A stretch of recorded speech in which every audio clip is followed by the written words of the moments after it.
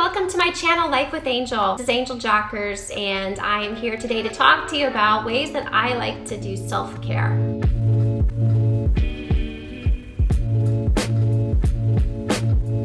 Alright, so if you haven't checked out my previous video that I made, it was on 5 tips to have sanity when you're a busy mom. My 5th tip on that video was about self-care, and that's what I'm gonna jump into a little bit more on this video. So first I wanna talk about what I like to do as far as eating goes, because eating is something that's important to all of us, right? Who doesn't love food? For me, I love food. So what I've found, what helps me with self-care is to have structured discipline with boundaries where I can do whatever I wanna do, okay? So that's what I do. I do what's called intermittent fasting. Check out my husband's article on that topic if you want to learn more, but it's a great way to help your body stay healthy. So I actually eat between the windows of 10:30 a.m. and 6:30 p.m. 5 days a week. During that time, I eat pretty much what I want to eat. I have some good boundaries in place. I eat gluten-free and I eat low carbohydrates, but I'm not too strict.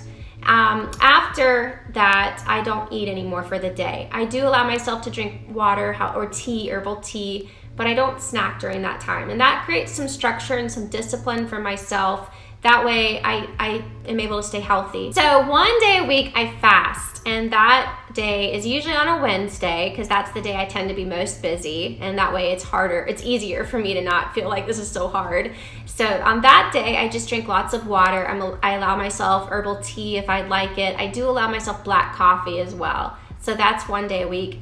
And then I also have 1 day a week, which is for me typically Saturday, where I call it my feasting day. So that's the day where I eat whatever I want to eat whenever I want to eat it. And I always make sure that I eat ice cream those evenings. That's my self-care. That's how I can stay disciplined and stay healthy, but still allow myself some room to enjoy the yumminess in this life. One thing that I found is also helpful is to allow myself a lunch break when I put my kids down for naps. So I know we all have different schedules, different responsibilities, and not all of us can do the same things, but this is just a list of ideas, hopefully to spark some creativity in you and give some inspiration to you.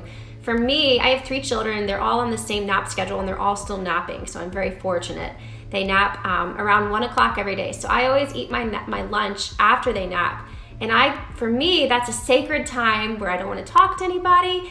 Everybody who knows me knows, don't mess with Angel at this time. I usually give myself about a 30-minute lunch break where I'll sit down in a comfy spot and I like to read my book. I'm an avid reader. I love reading. And so that for me is a place to just disconnect and have entertainment and enjoy my meal. So that's another idea, is to give yourself, whether it's lunchtime or any time of the day, where you can find a pocket of time to just enjoy, to not worry about answering phone calls or not worry about chasing children.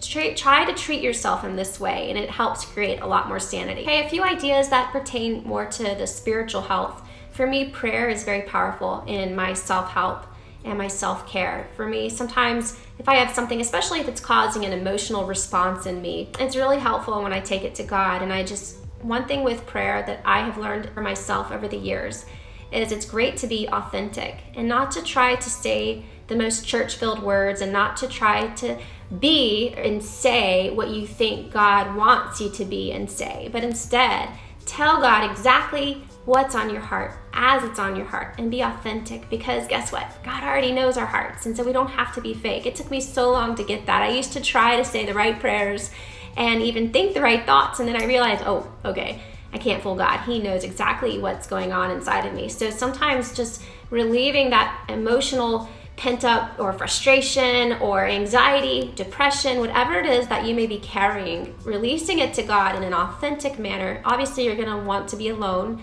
when you do so, or if it's hard to find a quiet place or a place where you can talk out loud, because for me, talking out loud is very powerful.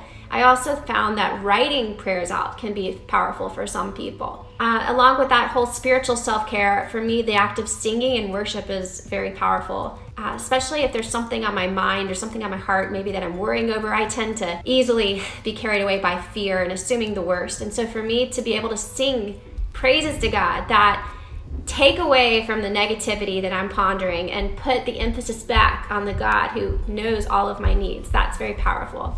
All right, a couple other practices that I like for self-care with the spiritual realm, the inward person of me. One is writing gratitude, keeping a gratitude journal, and just starting off my day thinking about things that I can be grateful for. Because a lot of times it's easy to start off your day thinking about what you need to do or what's stressing you out. So just taking a few minutes, like 5 minutes even, every morning, writing a few things that you're grateful for me has been something I started this year that's been very powerful for me and helps me have the right mindset. And also the idea of what I would call soul food books that are good for your soul. I love reading fiction to help me with self-care as far as winding down. But I think it's also good for self-care to read books that are going to help address the needs that you might have inwardly, whether you're battling insecurity, whether you're battling fear, whether you need some help in your marriage, or maybe you need parenting advice, anything that's going to help feed your soul, whatever's going on in your particular life.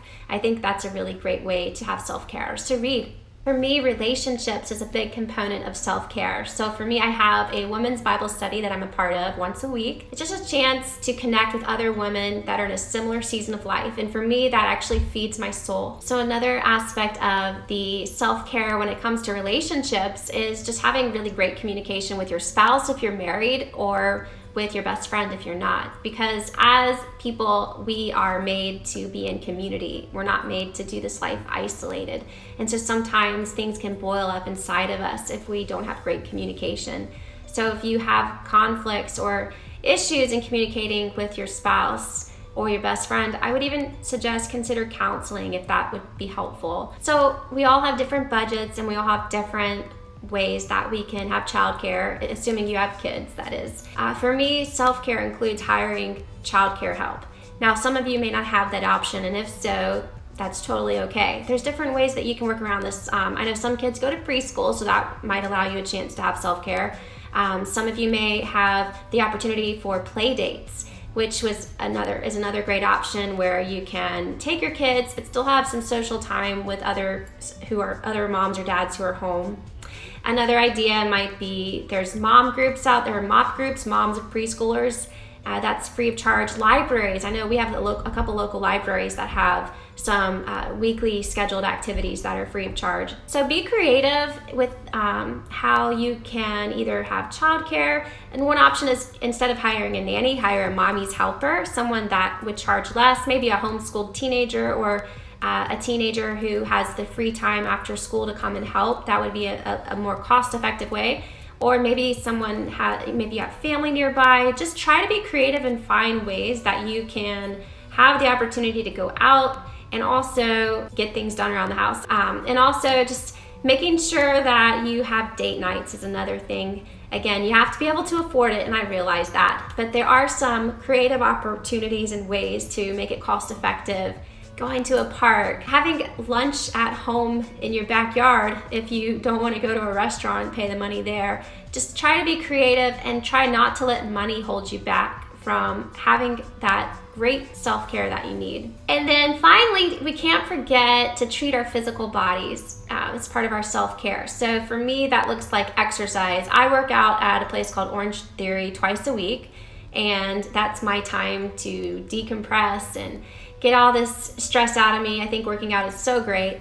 There's a lot of free videos on YouTube, other YouTube bloggers, and there's great resources just on home workouts that you can do without equipment. If you want to go outside and run, if you want to, my husband's even done workouts with the children before where he'll hold them and then do squats. So there's all kinds of ideas. I think exercise is such an important part of self-care. And then bubble baths. How many of you love bubble baths? Bubble baths is something that I love, so make sure that you find ways to take care of yourself physically. Thanks so much for watching. These are just some ideas of what I like to do for self-care. If you have any questions or comments, please put them below.